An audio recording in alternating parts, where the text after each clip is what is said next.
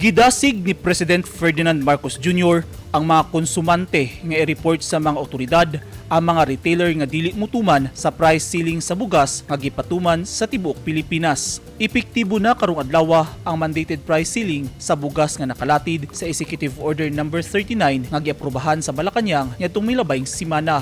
Sugod sab karong adlaw, Setyembre 5, mamahimong i-report sa kapulisan, regional offices sa Department of Agriculture ug nagkadaiyang lokal nga gobyerno ang mga retailer nga musupak sa direktiba ni Marcos Jr. sa price ceiling sa bugas sa tanang merkado sa nasud. Kini aron masilutan ang mga masinupakon. Kahinumduman nga gimanduan na ni President Marcos Jr. ang DA, Department of the Interior and Local Government kun DILG, Department of Trade and Industry o DTI ug Department of Justice nga imonitor ug magpahigayon og regular inspection sa mga merkado sa nasud. Hilabi na ang baguhay nga pagpatuman sa presyo sa matag kilos sa bugas. Sa Executive Order No. 39 nga pinirmahan ni Executive Secretary Lucas Bersamin, dili angay mulapas sa 41 pesos ang presyo kada kilo sa regular milled rice ug 45 pesos matag kilo sa wheeled milled rice.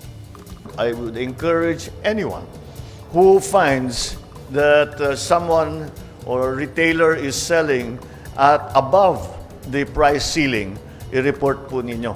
I-report ninyo sa police, i-report ninyo sa DA doon sa lugar ninyo, i-report ninyo sa local government para matignan po namin at tiyakin na hindi lalampas doon sa ating presyo na linagay na 40 pesos at 44 pesos.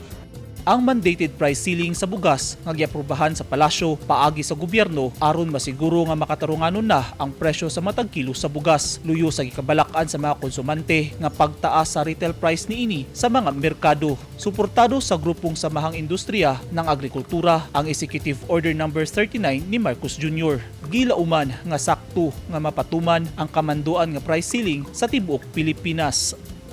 Eugene Hinutan, Newsline Philippines, Davao Region. Stay safe.